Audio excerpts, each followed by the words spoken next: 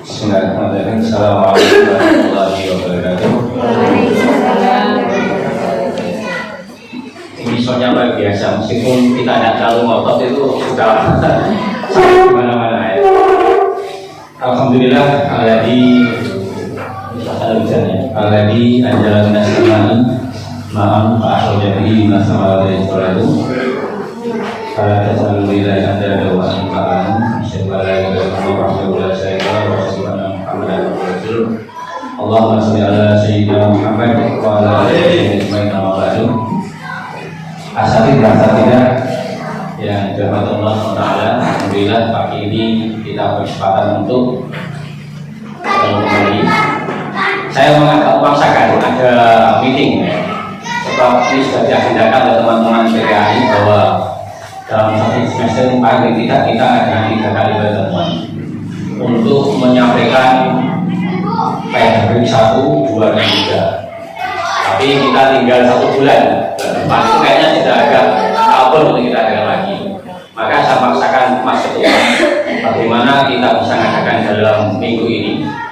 Agendanya kita besok tanggal 24 Mas ya, tapi besok 23, 24 saya ke Malang, jadi akhirnya nanti akan ditunda lagi. Saya minta diajukan dan alhamdulillah atas kehendak Tuhan yang Maha Kuasa kita pagi ini bisa diketemukan. Tentu ini sebuah kesempatan yang sangat bagus.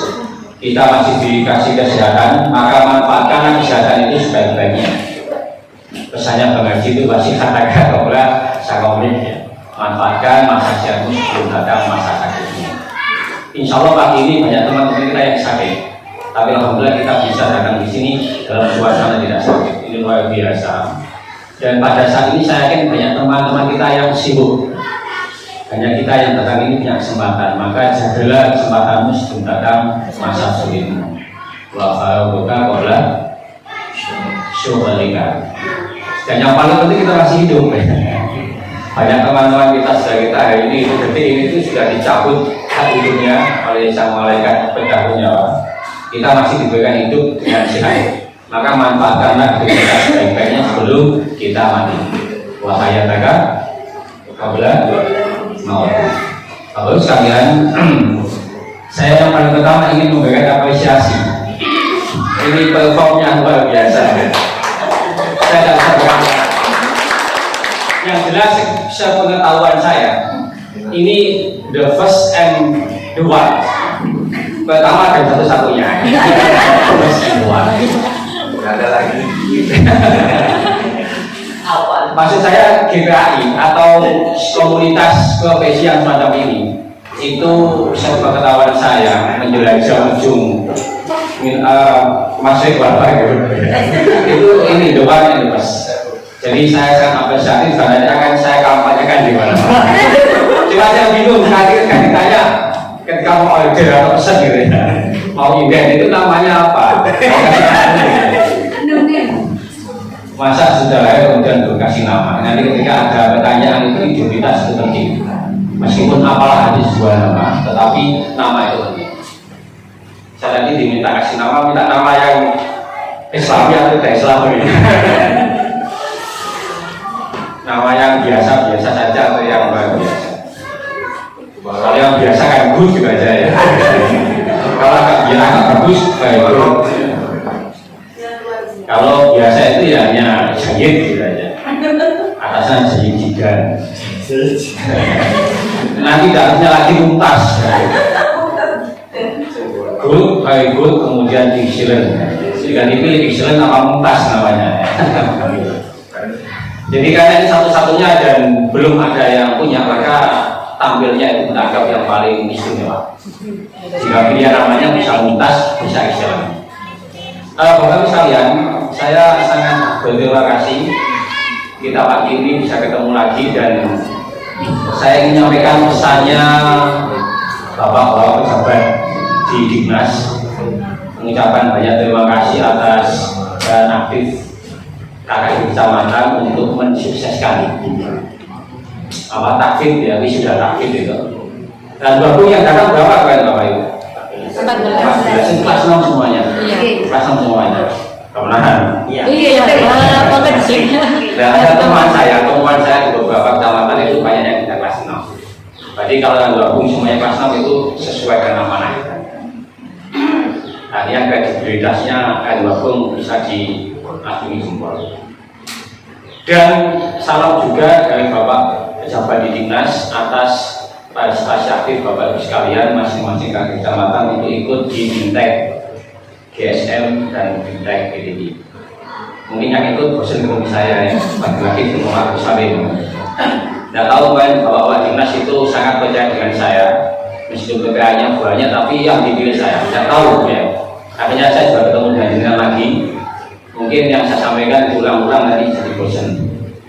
Tapi tidak apalah, ilmu itu kalau semakin diulang-ulang semakin semakin lupa.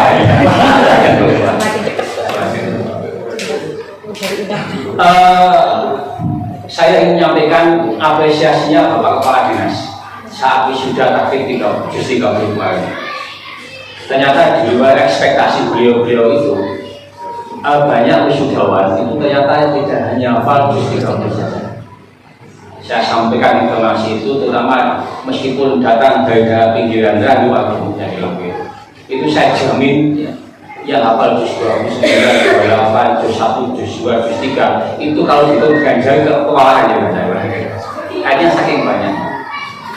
Dan Bapak Kepala Dinas dan pejabatnya itu kan kemarin sempat terpesona saat di belakang pojok ya, dan ini kayaknya banyak istimewa ya baca itu dan begitu ada uji publik sebagian anak-anak yang sudah itu dibawa ke depan, kemudian kebetulan saya dikasih kesempatan untuk menguji hafalan itu dengan ambil potongan-potongan ayat yang ada di beberapa surat itu ternyata yang belakang juga mengikuti ya, mengikuti meskipun yang saya ujian di depan tampaknya agak betul ya, kayaknya pojok belakang ya saya lihat itu. Dan itu yang membuat Pak Agus Salim, Pak Soyadi, Pak Yusuf itu menjadi terpesona ketika melihat perform anak-anak yang itu ternyata yang belakang juga banyak yang apa bukan di Singapura.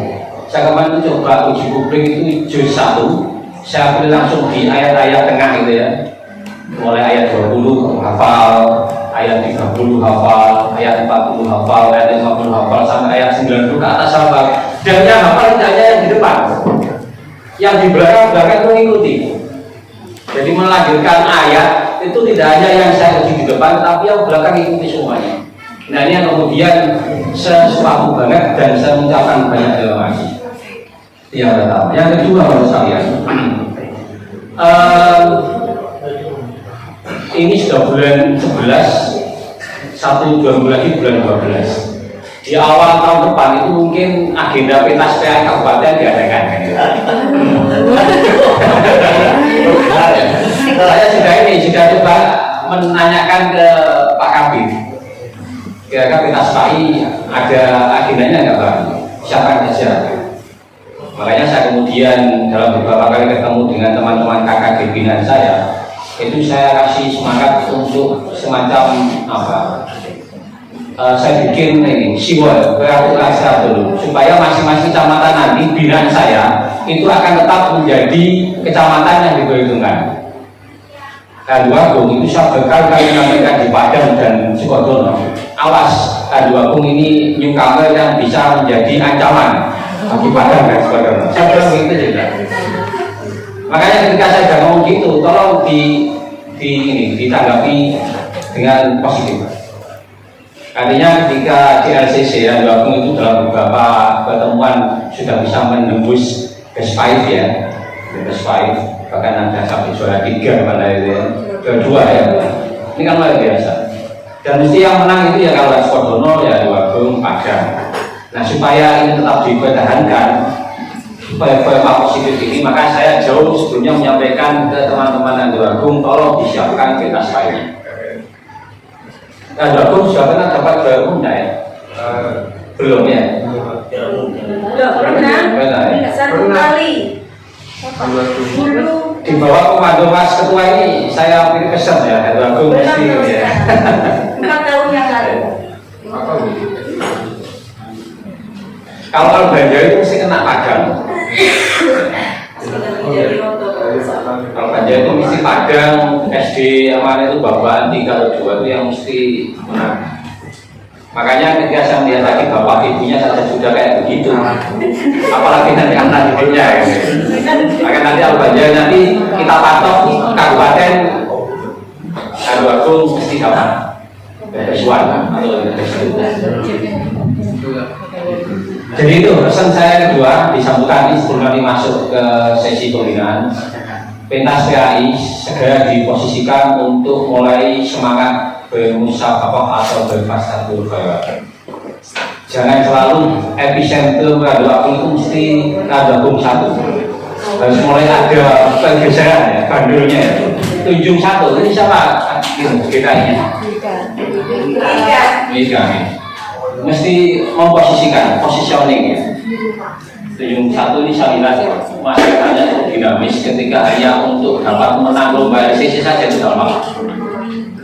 Jangan selalu didominasi SD-SD yang di tengah kekuasaan, pusat kekuasaan. Gedang Mas ya. Ini juga jadi mulai ditabuh genderang peperangan itu di internal kecamatan supaya nanti yang ketika muncul sebagai kampilnya juaranya kecamatan itu bisa diadu dengan kecamatan yang lain.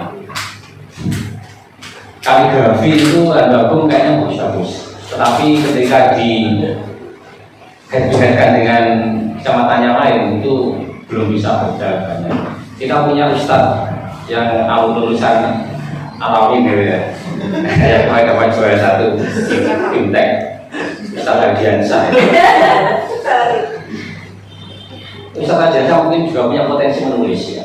Biasanya alumni Alawin itu literasi menulisnya bagus. Hampir alumni sana itu menjadi penulis.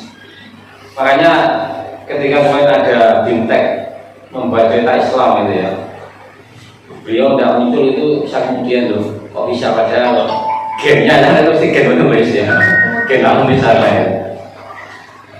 Oleh karena itu maka Bapak Ibu sekalian, saya selalu mewanti-wanti dan punya ekspektasi lebih untuk teman-teman KKG Wilayah Agung.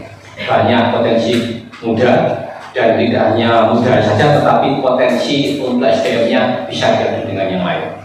Tolong kasih saya bukti, sebelum nanti saya tidak jadi pengawas baik kecamatan yang lain, saya minta dikasih bukti untuk pencapaian prestasi akademik baik untuk ustadznya maupun untuk siswanya,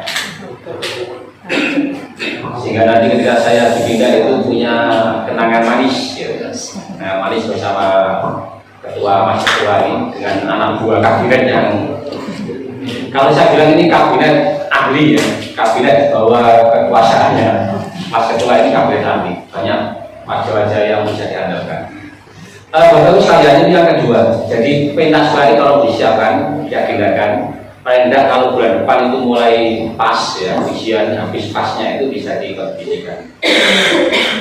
Kemudian yang ketiga pesan saya, kalau ada teman-teman GPAI yang ditunjuk untuk membuat soal ujian ada semester besok, itu tolong ketika bikin soal, mulai menentukan materi sampai merakit sampai soal jadi itu jangan mengisi-isikan. Maksudnya ketika bikin soal jangan bermainnya ketika di level kelas atas itu soalnya mesti soal pilihannya mesti C1, C2 saja jangan. Mulai agak belajar untuk bagaimana mendesain soal itu dengan pendekatan policy. Ingat saya selalu berpesan di mana-mana ketika pembinaan itu, ketika siapapun yang dapat amanah membuat soal itu jangan keluar dari 16 kaidah. Ada hafal 16 kaidah. Jadi kaidah ada 16 kaidah bikin soal. Kalau jadikan bikin soal dan basicnya itu merujuk pada 16 kaidah itu insya Allah ketika dibantah atau ada yang mencoba untuk menyalahkan itu jadikan punya kerangka berpikir yang jelas. Yang 3 pertama itu kaidah dalam aspek penentuan materi yang akan kita bikin. Kemudian 9 kaidah itu aspek konstruksi soal dan 4 kaidah itu di aspek bahasa. Ini kalau kita ngaji tentang 16 kaidah itu 2 SKS, akhirnya tidak cukup 2 sampai 3 jam. Dan pagi ini saya fokusnya tidak membahas tentang kaidah pembahasan soal, mungkin di next page ya, pertemuan selanjutnya. Pagi ini kita akan fokus untuk agenda pedagogi 2. Pedagogi 1 sudah kita bahas tuntas di mana sebenarnya testinya Bu Amin. Jadi jaringan itu sudah saya kasih bagaimana menguasai pedagogi 1. Dan hari ini adalah kita fokus pada pedagogi 2. Pedagogi 2 itu adalah bagaimana kemampuan Bapak Ibu setelah sudah bisa membuat desain pembelajaran dengan baik itu diimplementasikan di dalam kelas di depan anak-anak. Nah, saya bersama Bapak Ibu nanti 1 jam 10 sampai jam 11 itu akan mencoba untuk brainstorming, kami berbagi pengalaman ya. Kalau kita praktek nggak mungkin praktek 1 menit, tapi nanti saya minta menemani saya di depan, yang saya tunjuk di depan di sini. Bisa Ustadz, bisa Ustadzah, yang saya tunjuk tidak boleh menolak untuk menyampaikan pengalaman yang paling mengesankan sepanjang jadi Ustadz atau Ustadzah saat menyampaikan materi di dalam kelas, dan itu saking mengesankannya sampai di bawah mimpi kayak gitu ya. Jadi kalau bahasa yang ditulis namanya best practice. Saya yakin kalau jenengan itu selama jadi Ustadz Ustadzah kok tidak pernah punya pengalaman mengesankan sama sekali selama di dalam kelas, pesan saya tidak usah jadi Ustadz aja lah.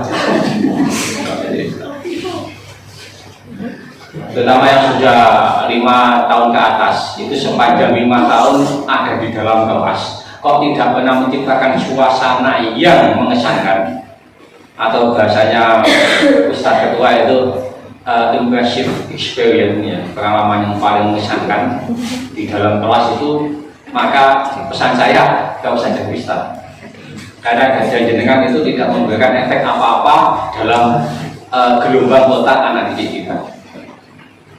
Jadi saya yakin dan saya positif thinking Bapak Ibu sekalian selama jadi Ustadz dan Ustadzah mesti pernah punya pengalaman, meskipun itu 1 kali dalam menyampaikan KD di KI 3 maupun KD di KI 4, itu ketika kemudian membuat anak-anak itu terhanyut dengan penampilan dengan kira-kira gitu ya.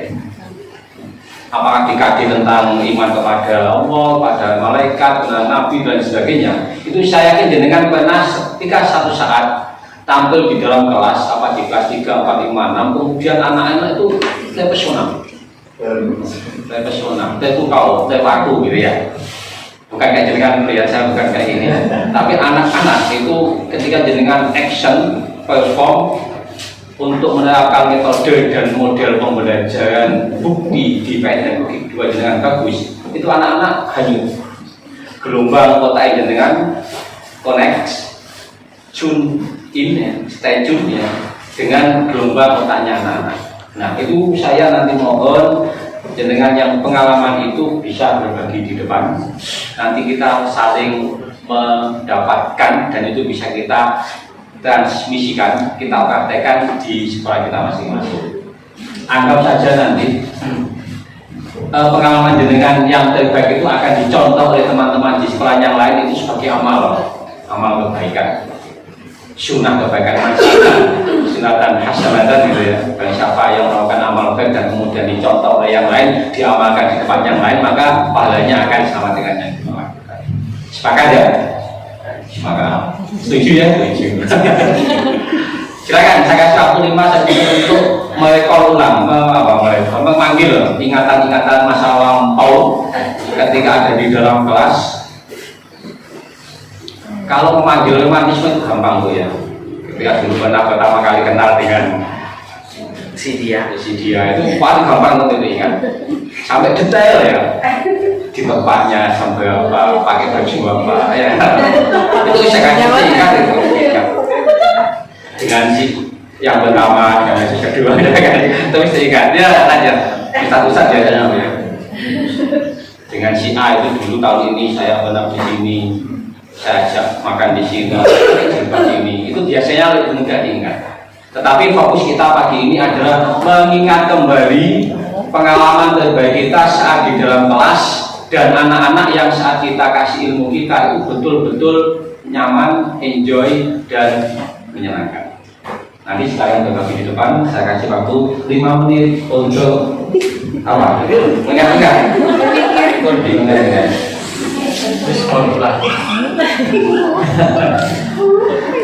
Sambil mengingat, saya ingin menyampaikan dulu sesuatu hal yang juga mungkin penting ya.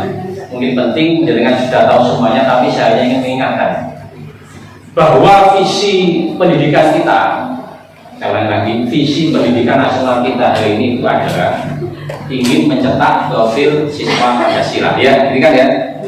Jadi jenengan kalau ikut BIMTEK di mana-mana, terutama BIMTEK yang di Dignas kapan hari itu, apa pembelajaran berparadigma, apa? Yang itu siapa Pak? Pembelajaran paradigma baru saya ingat, yang di STKIP, jenengan ya. Ustaz Husnul, Mas Ketua, sama Pak Tiga ya. Saya nanti pengen bisa ada betul ke depan untuk berbagi pengalaman saat itu. Jadi apa yang didapat untuk rekor. Jadi kalau tidak buka gitu.